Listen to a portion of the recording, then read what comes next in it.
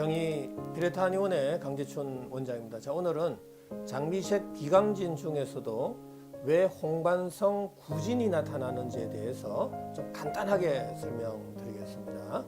자, 장미색 비강진 또한 저는 세포의 열 에너지 학적 관점에서 연구 치료하고 있는데요.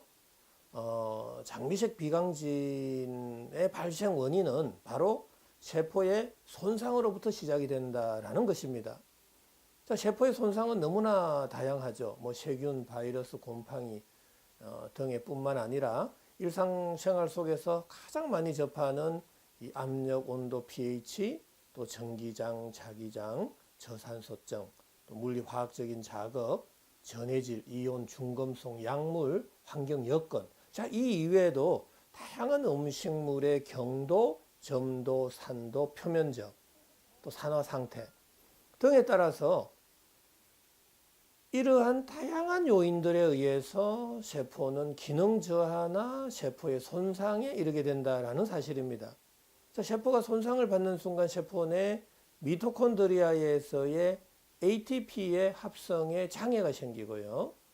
이 ATP의 합성의 장애는 열 에너지 발생량의 감소로 이어져서 이 뇌를 포함한 오장육부의 온도, 바로 심부 온도죠. 이 심부 온도가 내려가게 된다는 사실이죠.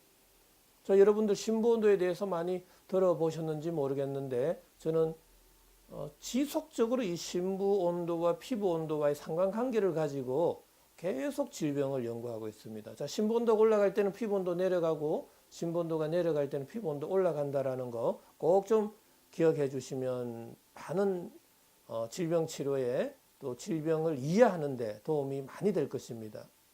자, 장미색 비강진 또한 이 심부 온도가 내려가게 되면 체온 조절 중추 시상 하부에서는 체열의 방출을 줄이게 되겠죠. 바로 그때 손발끝에서부터 서서히 모공을 닫게 됩니다. 모공이 닫힌 이후에 우리는 일상적인 일을 하죠. 다양한 공부를 한다거나 일을 한다거나 밥을 먹습니다. 자, 몸에서 열 에너지는 발생합니다. 그 열 에너지는 어디로 이동을 해서 방출을 해야 되나요? 자, 열 에너지는 전도, 대류, 복사, 정발 네 가지 타입으로 이동을 하는데 항시 구멍이 많은 곳, 관절이 있는 곳, 마찰이 많은 곳으로 열이 방출되는 경향이 있습니다. 문제는 모공이 닫혀가지고 열이 전신으로 골고루 분산되지 못하고 있다는 게 문제죠. 그래서 구멍, 관절, 마찰이 많은 쪽으로 열이 쏠리게 된다는 사실이죠. 자, 열이 어느 한쪽으로 확 쏠리게 될 경우에는 피부의 온도가 올라가게 된다라는 이야기입니다. 자, 피부의 온도의 상승, 바로 인플라메이션, 염증이 되었다라는 이야기죠. 자, 지금 현대의학에서는 이 염증의 발생 기전을 세균, 바이러스, 곰팡이, 이러한 원인균들, 감염에 의해서 내 몸에 들어와서 항원, 항체 반응을 일으키는 과정 속에서 염증이 생겼다라는 또 주장이죠. 근데 저는 좀 이 염증의 발생의 기전을 완전히 현대의학과는 좀 달리 설명하고 있다는 게 좀 차이가 있다는 것이죠. 자, 이 발생 원인의 차이, 발생 기전의 차이는 치료 방법의 차이로 이어진다는 사실입니다. 자, 저는 심부 온도가 내려가서 모공이 닫혀서 열이 쏠리는 과정 속에서 피부 온도가 올라갔고 그때 염증이 되었다는 이야기입니다. 자, 피부 온도의 상승으로 발적, 발진, 따가움, 화끈거림, 그리고 홍조, 홍반. 홍반이 이때 생긴다라는 사실입니다. 왜 홍반이 생기느냐? 바로 피부 온도가 올라가서 생겼다라는 이야기입니다. 자, 근데 구진은 왜 생기는 걸까요? 자, 이것을 좀 설명하려면은 온도와 표면 장력과의 관계를 좀 이해해야 됩니다. 온도가 올라가면 올라갈수록 표면 장력은 약해지죠.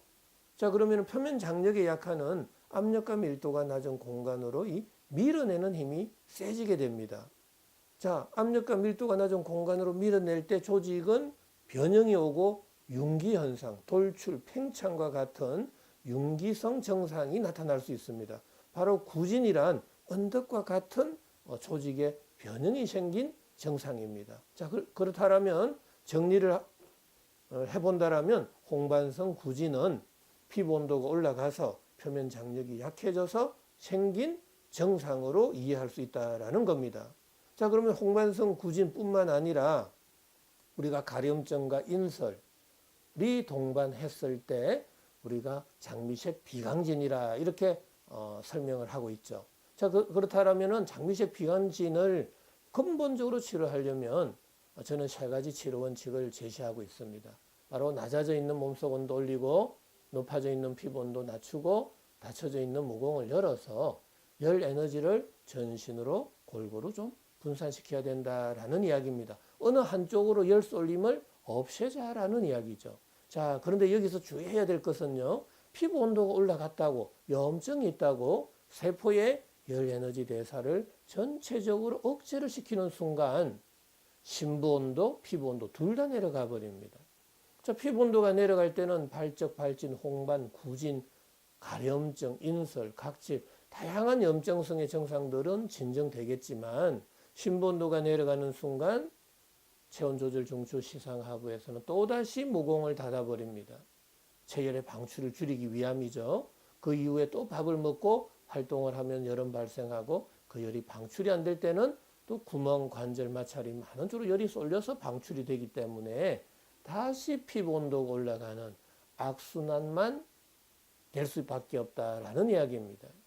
자, 그래서 꼭 좀 우리는 기억하셔야 되는데 이 장미색 비강진을 근본적으로 치료하고자 할 때는 반드시 낮아져 있는 몸속 온도 올리고 높아져 있는 피부 온도 낮추고 닫혀져 있는 모공을 열어서 전신으로 골고루 열을 분산시켜야 된다라는 이야기입니다. 자, 오늘 이 장미색 비강진 중에서 홍반성의 구진에 대해서 설명했습니다.